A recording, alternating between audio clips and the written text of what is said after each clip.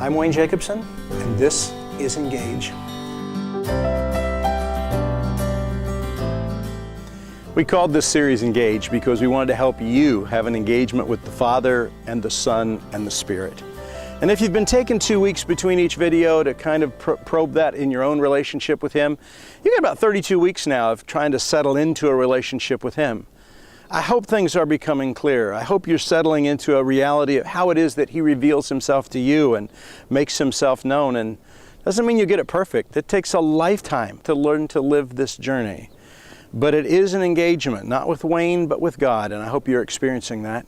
And as you are, you get to slide into something which I think is the greatest joy of this, and that's learning to live in love. Jesus told us when He summed up His whole ministry with His disciples, here's what I want you to do. Here's the new command. Go love others like you've been loved. And He kind of set the tone for our relationship with Him, our life in this world, to be about love, which is almost polar opposite to how we all learn to live, which is learning to live in our own self-preference, learning to live after our flesh, which is, well, I try to maximize whatever joy I can get out of a situation, like trying to be first in line, trying to struggle to get the best thing for me. Or the other way the flesh works is try to minimize whatever pain might be in something for me. So the flesh comes up then with coping mechanisms to help us navigate life as if we're not loved. Jesus invites us into a reality called love. I like to see it like a river. It's something we jump in. It's a reality we move with in this life. Oh, it takes a while to learn. Our flesh is forever trying to get its way in our life. But Jesus invited us into a way of living loved. Peter expressed it this way in his letter in 1 Peter chapter 4. He said, since Jesus went through everything you're going through and more, learn to think like Him. And think of your sufferings as a weaning from that old sinful habit of always expecting to get your own way. Then you'll be able to live out your days free to pursue what God wants, instead of being tyrannized by what you want. That's a great contrast.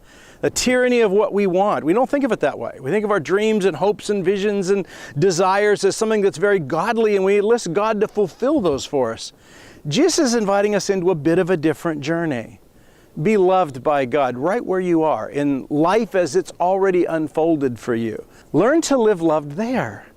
Know His presence, know His passion, know His desire to work right in the very circumstances you're already in. And then, as you sense His love for you in places like that, you'll want to love others in the same way. I remember being on a flight years ago, and I was sitting in my seat on the aisle. Some lady was coming in with too many children, too many bags, too many car seats, banging into people, and watching her come in, my attitude was kind of, what are you doing traveling alone? Can't you think this through before you get on an airplane? But the man next to me in the aisle seat across the way jumped up from his seat, turned to the lady and said, ma'am, looks like you need some help. What can I do for you? And she helped get her children arranged in the seats, helped get her stuff up in the overheads. And I'm sitting in my seat feeling a bit like a fool. And I remember saying to God, I don't want to be this guy. I want to be that guy. I want to live like that in the world. Not someone so focused on what I want, what I need, that I'm not aware of the needs of others and looking to be a blessing in the world, not someone that's just fighting to have his own way. So the first question would be, what does love free me to do? How does knowing I'm loved by God free me to care about others and to help others and to be in a situation not just focused on my comfort, but very aware that there's more than me in the room, and how can I be a blessing to them? And the second question is, what does love lead me to do? If I'm in a situation I'm not sure what I should do, if I truly knew I was loved, what would that lead me to do in response to other people? That opens some great doors for us to live differently in the world. Now, what I'm talking about is not just, okay, I'm going to stop doing what I want and do what everybody else wants and please everybody around me. That's not the reality of love I'm talking about. Living in His love means I'm loved, so I don't have to do things for other people to prove myself to them or to God. But as I'm loved, now turn and love other people in a way that invites them into something greater. See, what I think living love does is it, number one, keeps us from being manipulated by others, because love is not codependency.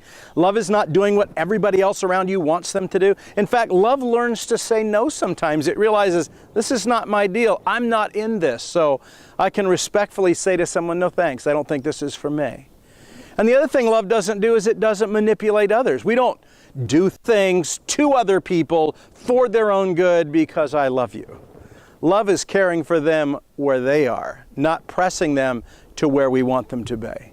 And when you learn to live in that kind of love, an interesting thing happens. Jesus said, as you feed someone who's hungry, offer a glass of cold water in His name, or visit someone who's in prison, He said, you're actually engaging me. That's an interesting statement. If you've done it for the least of these, you've done it to me.